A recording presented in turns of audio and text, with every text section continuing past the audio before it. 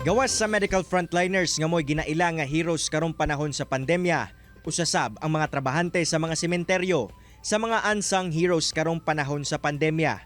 Tungod, sila lang naman ang gahawid o gaasikaso sa mga pasyente nga makasubong mipanaw tungod sa komplikasyon sa COVID-19. Puno sa kaisog nilang ginasunod ang maong tahas, taliwala pa man sa kadelikado, ingon man kahadlok sa trabaho. Usa ka lakang nga angay pasidunggan. Mga kapuso, sobra tuig na natong ginaatubang ang problema sa pandemya ug makagool sanglit aduna gayud mga mahal sa kinabuhi ang mga matay tungod sa COVID-19 ug ang paagi lamang aron mahiluna sila kaysa pagkribate ug paspas nga paglubong kanila. Busa karong buntaga atong sayron ang kinabuhi ug storya sa leader sa COVID-19 burial team dinhi sa Cagayan de Oro City. Ato makauban si Sir Edgardo Raluto. Sir Edgar, good morning and welcome sa At Home with GMA Regional TV. Kamusta? Ay, buntag ka. Okay ra, sir. Glad to hear, sir, nga ana ka sa maayong kahimtang. Pero Sir Edgar, unang-una no, amo sa kang ila-ilahon, niyatong wala pa ba ang pandemya, unsa ba ang imuhang panginabuhian? Ay naman, may co-op ko ni sir. Membro ko din eh. Nakuha ko trabahante ra din po, sir. Tiglubong o normal, dili, COVID. Grupo-grupo man po mi din eh. Kung na'y magpa-welding o grill, sir, sa mga balay-balay bito sa patay, sir. Welding po ko. Oh, pero sa una, sir, nagatrabaho ko swimming pool, Maynila. Tag human sa kontrata, sir, mapauli mi din eh. Libre mi plit eh. Hantod sa naatag ni sa ako nga project ning COVID. Dini na lang jud ko, sir, kay wa may mokursog lahong. Sir, unsa pod ba ang storya ngano ka nasulod ni ini nga committee nga kamo ang mulubong sa mga namatay sa COVID-19? Si Sir Norman ang kuan sa ako, sir, ug ang mong manager sa co-op na mo. Nga ako'y mahawid ani kay wa may mahadlok man tanan, sir. Sir Edgar, paunsa pod ba nimo ginapangandaman ang mong taha, sir? Labi pa nga delikado kini kay posible kang matakdan sa maong sakit. Ug unsa ba ang nalakip sa imong tahas? So kung sunod lang mi sa protocol, sir. Tinira mi sa voluntary, sir, itunol sa amo, kami na din maglahong. Lahong mi paingon sa bangag. Ana ra mong trabaho, sir, sa hospital dili mi makuha. Na may manawag, sir, nga ilubong karon dayon. Ready na may sa among bangag dito sa ibabaw. Nakapansyon man among bangag dito. Ready na may tanan materialis. Pagkauman, pag-abot nila, kami na nakasuot na may PPE, nakabutas, nakapismas. Alsa na lang din mi, sir, paingon sa area nga asa dapat na mo ilubong. Kamusta pod ba, sir, ang paghimo ninyo sa inyuhang tahas? Aduna ba kini kalahian kesa sa naandan kaniadto?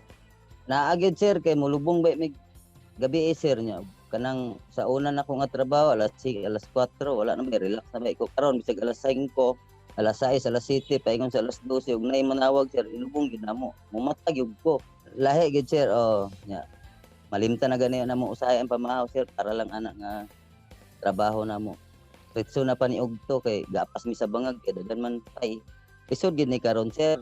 Kay gahi po damong area din ni Kalutan, sir, di namo mapas baya. Lahi gid sa una.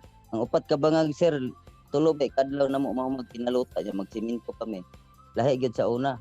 Sa una humok raman dapit kana karon among COVID area kay tuon nga gahi pantilis bigid panas. Unang gapangita mig area, sir, nga humok-humok, sir, ba para mapaspas na mo among prepare sa bangag kay namo mapas. Sir Edgar, aron mahibaw-an sabno sa atong mga kapuso, pila sa ba ang average sa inyuhang ginalubong, sir, matag adlaw? Kuan, sir, kung mulubong mi nay usahay, sir, 5 sa isa ka adlaw. Nay positive, sir, nay dili pod negative. Suspect pa man. Siyempre, Sir Edgar, lisod o delikado gayod ang imuhang trabaho. Pero sir, aduna ba ka mga pag-ampo sa mataghimo nimo sa imuhang tahas, labi pa nga di na to matag-an kung kanus aka pwede matakdan? Wala gid koy mahimo, sir, kay wala man gid mo dawat nilain, sir. Sa ako na gid ni, ako na lang ning trabahoon, sir, kay bahala nang Ginoo sa ko. Moingon ako, sir, Papa Jesus, ikaw nagibahala sa mua kung takdan mi ani nga sakit. Sir Edgar, unsa pod ba ang imong gakabation, sir, diyang aduna kay mga pasyente sa COVID-19 nga namatay nga ginahatod ngadto sa ilahang kapahulayan, labi pa nga uban sab ang ilang mga paryente o ang ilahang presensya ngadto sa paglubong sa ilahang banay? Loy baya, sir? Pwede nila makita kay gusto nila abrihan. Dili man mi pwede mo abrihan na kay bawal man.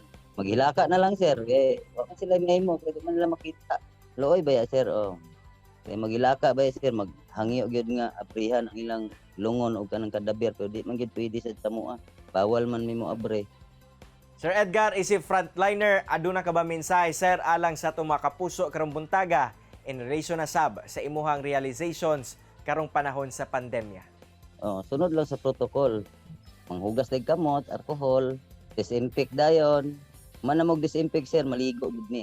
Di gid mi magpawala pug mask pag maglahom.